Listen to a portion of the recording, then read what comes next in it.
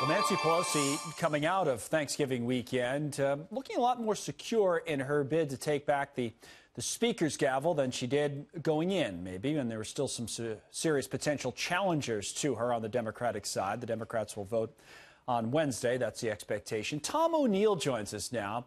He's Tip O'Neill's son, the former Speaker of the House, who served as Speaker from 79 to 89. And there was so much talk about his reaching across the aisle at the time to work with then President Ronald Reagan. O'Neill's also the founder and CEO of O'Neill and Associates, former Lieutenant Governor of Massachusetts. Okay, thank you, sir. We appreciate you coming on, and we read your piece in which you talked about Nancy Pelosi, saying, yeah, she's the right person for this job as Speaker. Are you comparing her in some ways to your dad, or? You know, very much so. She's been in Congress, Connell, for over 30 years. She's been a majority whip, a majority leader, has been the Speaker. She's got all the background that one would want. She may well be, in the entire Congress, the most central person on the philosophical spectrum that you can find, and she's perfectly set for leadership once again. You said she's the most, I'm sorry, just to get the most central, like centrist? Is that what you're saying, as opposed to left? Yes. So she's yes, not, yep. So I mean, because the picture most people have of Nancy Pelosi is she's far to the left of center. Why is that wrong? Well, I think that's wrong because, you know, of the tens of millions of dollars which have been spent during the course of the midterm elections to vilify Nancy Pelosi, I think that's trying to draw a picture when, in fact, she's far more centrist and more moderate than the tone of those advertisements would have you believe. Okay, so let's just say you're right. She would get a chance to prove that, right, over the next however many years, and then she'd be working for at least the next 2 years with a President Trump.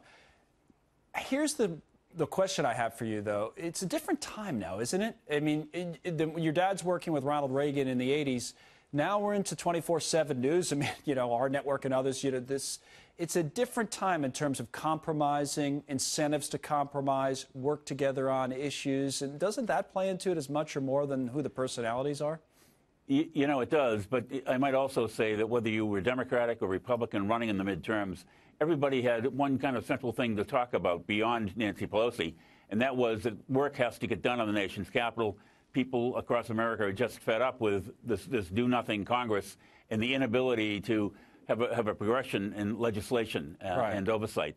And so they've got to get to it. And so, frankly, she couldn't be better poised or positioned to take over the speakership. Okay, so give me the one issue, Tom, then, that she can pull a Tip O'Neill, Ronald Reagan with Donald Trump. What's the issue that she's able to bring both sides together on?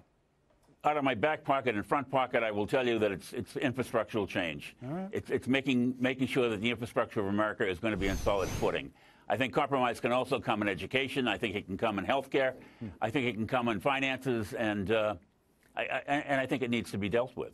That's an interesting picture we have on the screen. You can pick out the faces, right? That's Alan Greenspan on the left, Bob Dole next to Ronald Reagan and Tip O'Neill. That was Social Security, Tom, when they signed that in I believe that was 1983. It said so. I don't know if we're able to repeat it, but thank you. And everybody had their arms extended in friendship, and let's go forth. Yeah. Thank you, Connell. Well, we'll see. Thank you, Tom. We appreciate it. Thanks for coming on. See if you're right about this. Yep. Bye-bye.